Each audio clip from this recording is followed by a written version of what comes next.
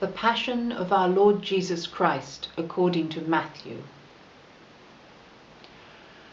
Now Jesus stood before the governor, and the governor asked him, "Are you the king of the Jews?" Jesus said, "You say so." But when he was accused by the chief priests and elders, he did not answer. Then Pilate said to him, "Do you not hear how many accusations they make against you?" But he gave him no answer, not even to a single charge, so that the governor was greatly amazed. Now, at the festival, the governor was accustomed to release a prisoner for the crowd, anyone whom they wanted. At that time, they had a notorious prisoner called Jesus Barabbas. So, after they had gathered, Pilate said to them, "Whom do you want me to release for you? Jesus Barabbas or Jesus who is called the Messiah?" For he realized that it was out of jealousy that they had handed him over. While he was sitting on the judgment seat, his wife sent word to him, "Have nothing to do with that innocent man, for today I have suffered a great deal because of a dream about him." Now the chief priests and the elders persuaded the crowds to ask for Barabbas and to have Jesus killed. The governor again said to them, "Which of the two do you want me to release for you?" And they said, "Barabbas." Pilate said to them, "Then what should I do with Jesus who is called the Messiah?" All of them said, "Let him be crucified." Then he asked, "Why? What evil has he done?" But they shouted all the more, "Let him be crucified." So when Pilate saw that he could do nothing, but rather that a riot was beginning, he took some water and washed his hands before the crowd, saying, "I am innocent of this man's blood. See to it yourselves." Then the people as a whole answered, "His blood be on us and on our children." So he released Barabbas for them, and after flogging Jesus, he handed him over to be crucified. Then the soldiers of the governor took Jesus into the governor's headquarters, and they gathered the whole cohort around him. They stripped him and put a scarlet robe on him, and after twisting some thorns into a crown, they put it on his head. They put a reed in his right hand and knelt before him and mocked him, saying, "Hail, King of the Jews!"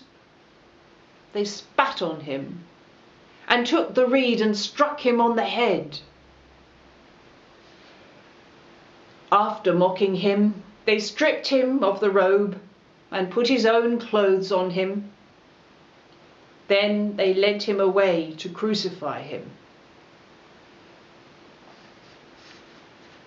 As they went out, they came upon a man from Cyrene named Simon. They compelled this man to carry his cross.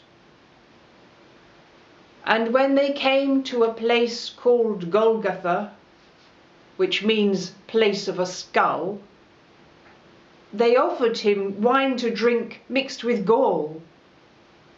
But when he tasted it, he would not drink it. And when they had crucified him, they divided his clothes among themselves by casting lots. Then they sat down there and kept watch over him. Over his head they put the charge against him, which read, "This is Jesus, the King of the Jews." Then 2 bandits were crucified with him, one on his right and one on his left. Those who passed by derided him, shaking their heads and saying, "You who would destroy the temple and build it in 3 days, save yourself. If you were the Son of God, come down from the cross." In the same way, the chief priests also, along with the scribes and elders, were mocking him, saying, "He saved others. He cannot save himself. He is the King of Israel. Let him come down from the cross now, and we will believe in him. He trusts in God. Let God deliver him now if he wants to. For he said, 'I am God's son.'" The bandits who were with him also taunted him in the same way. From noon on, darkness came over the whole land until 3 in the afternoon. And about 3 o'clock, Jesus cried with a loud voice, "Eloi, Eloi, lema sabachthani." That is, my God, why have you forsaken me?" When some of the bystanders heard it, they said, "This man is calling for Elijah."